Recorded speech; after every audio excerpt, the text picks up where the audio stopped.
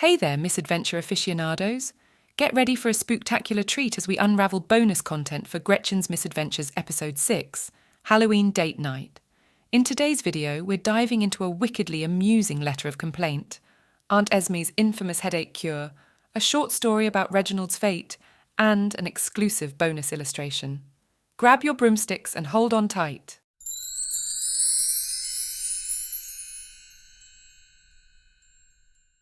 Attention, the Vice-Chancellor of the Witches' Academy. Letter of complaint in relation to one Gretchen Mirkwood, member of the Guild. Dear Madam, in my official capacity as the Sheriff of Edgewater, on the night of All Hallows' Eve, I arrested one of your members on charges of necromancy and grave robbing.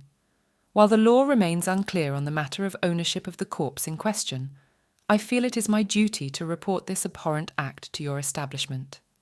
It is within your power to exact the appropriate punishment for such a crime, and I expect misdeeds such as this should carry the full weight of the Academy's wrath.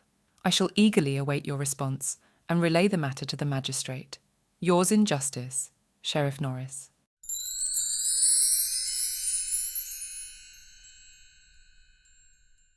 Ghosty boasty.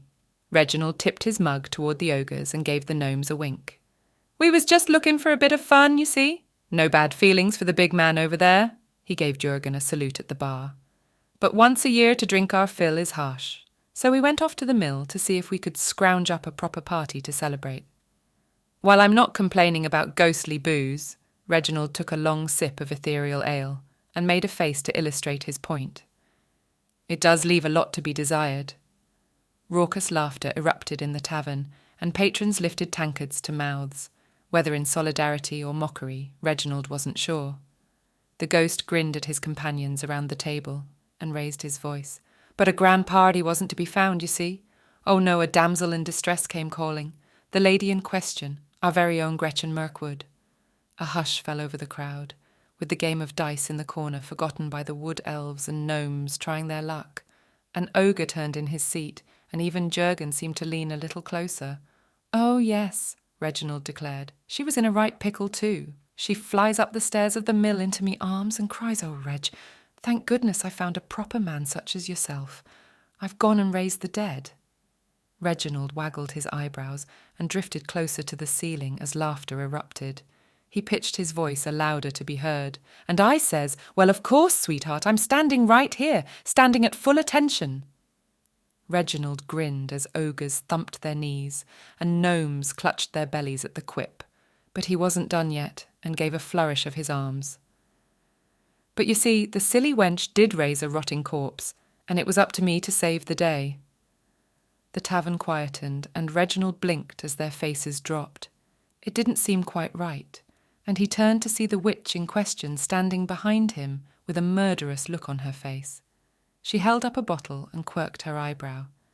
"Save the day, huh?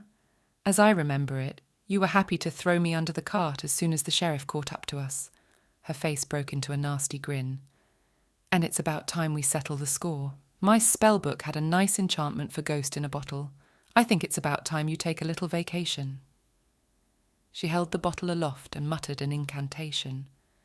Reginald felt a peculiar wind around him, then screamed as he was sucked into the enchanted vessel.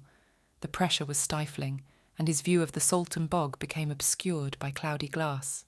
The last sound he heard was laughter before Gretchen corked the bottle. Then everything went black.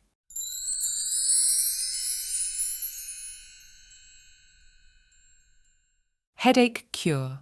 Mix house leek and earthworms with flour, and let steep in a tincture of radish, bishop wort, garlic, wormwood, helenium, crop leek and hollow leek during the waning crescent moon. The brew must be left overnight and brought to a simmer in the morning with a rat's tail and the inflicted's pair of underpants. Under no circumstances must this recipe be distributed outside the Mirkwood lineage. The spellbook will combust should this occur.